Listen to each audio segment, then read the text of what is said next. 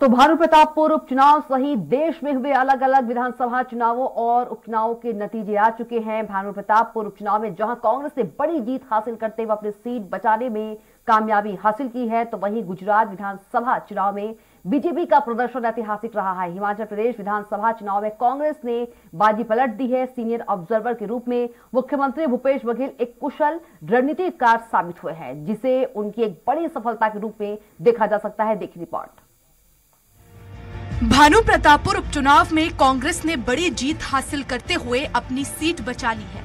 कांग्रेस की उम्मीदवार सावित्री मंडावी ने बीजेपी प्रत्याशी ब्रह्मानंद नेताम को 21,171 मतों से पराजित किया है। तो वहीं सर्व आदिवासी समाज की ओर से प्रत्याशी बनाए गए अकबर राम कोर्राम ने तीसरा स्थान हासिल किया है। मुख्यमंत्री भूपेश बघेल ने इस जीत पर भानुप्रतापपुर की जनता का आभार व्यक्त करते हुए कहा कि ये सरकार के 4 वर्षों के कार्यों की उपलब्धि है। मुख्यमंत्री ने कहा कि भानुप्रतापपुर में वोटों का ये अंतर 2023 के विधानसभा चुनाव में पूरे प्रदेश में देखने को मिलेगा। मुख्यमंत्री भूपेश बघेल ने पूर्व मुख्यमंत्री डॉक्टर रमन सिंह के बयान पर तंज कसते हुए कहा कि बीजेपी के लोग मुझे मुसवा और ना जाने क्या क्या कहते थे, लेकिन इसका जवाब वहां की जनता ने दे दिया है। असली भगवा तो जनता ही है। तो वहीं हिमाचल प्रदेश विधानसभा चुनाव में सीनियर ऑब्जर्वर की जिम्मेदारी संभाल रहे मुख्यमंत्री भूपेश बघेल ने जीत के लिए जनता का धन्यवाद दिया है और कहा है कि कांग्रेस के द्वारा दी गई 10 गारंटी पर जनता ने भरोसा जताया है। प्रियंका गांधी जी ने वहां धुआंधार चुनाव प्रचार किया था। तो वहीं मुख्यमंत्री ने हिमाचल प्रदेश में हॉर्स ट्रेडिंग के सवाल पर कहा कि हमें अपने विधायकों को संभाल कर रखना होगा, क्योंकि बीजेपी कुछ भी कर सकती है। हालांकि मुख्यमंत्री ने वहां के विधायकों को रायपुर लाए जाने की बात से इनकार किया है। देखिए, भानुप्रतापपुर के जीत के लिए मैं सभी वहाँ के मतदाताओं के प्रति आभार व्यक्त करता हूँ कि 4 साल के कार्यकाल पर रमन सिंह जी तो कभी मुझे मुसवा, बिलई, कुकुर इन सब बोलते रहे, लेकिन जो असली भगवा है ना, वो छत्तीसगढ़ की जनता है और उन्होंने अपना रूप दिखाया और भारतीय जनता पार्टी और दूसरे तीसरे स्थान के लिए लड़ते दिखाई दिए पूरे काउंटिंग में। भानुप्रतापपुर में मिली बड़ी पराजय को बीजेपी ने सहानुभूति लहर का असर बताया है। बीजेपी ने कहा कि हमने वहां चुनाव अच्छे से लड़ा, परिणाम कांग्रेस के पक्ष में रहा। इसके कई अलग अलग फैक्टर रहे हैं। बीजेपी मीडिया प्रभारी अमित चिमनानी ने भानुप्रतापपुर उपचुनाव के परिणाम पर कहा, वहां कांग्रेस की नैतिक हार पहले ही हो चुकी थी। कांग्रेस ने बीजेपी प्रत्याशी के चरित्र हनन का प्रयास किया, जिस वजह से ये नतीजा आया। कांग्रेस ने 4 साल के सरकार के काम पर चुनाव नहीं लड़ा। उन्होंने कहा कि कांग्रेस के लिए ये चिंतनीय है और उनकी ये जीत हार के ही बराबर है। उन्होंने कहा कि अगर बीजेपी और निर्दलीय आदिवासी प्रत्याशी के वोटों को मिला लिया जाए, तब वह कांग्रेस के प्रत्याशी से ज्यादा है।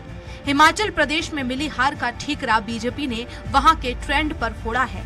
बीजेपी ने कहा कि वहां ये परंपरा रही है कि 5 वर्षों में सरकार बदल जाती है।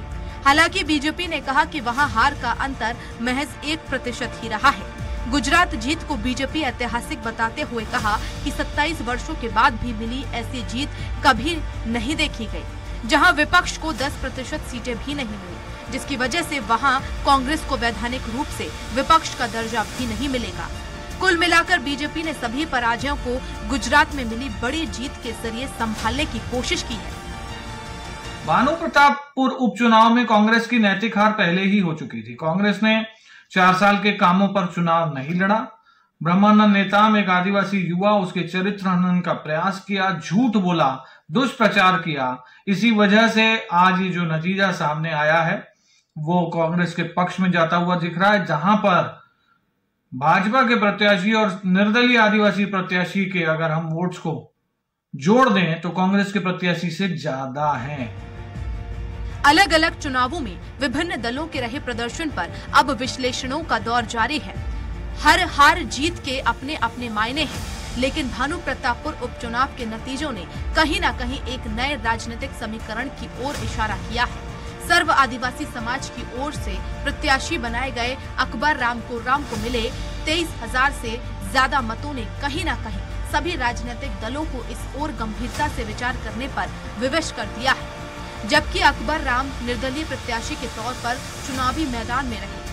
बताया जा रहा है कि 2023 के विधानसभा चुनावों में प्रदेश की 29 एसटी आरक्षित सीटों समेत अन्य सीटों पर आदिवासी समाज के मतदाताओं का असर किसी भी दल का सियासी समीकरण बिगाड़ सकता है।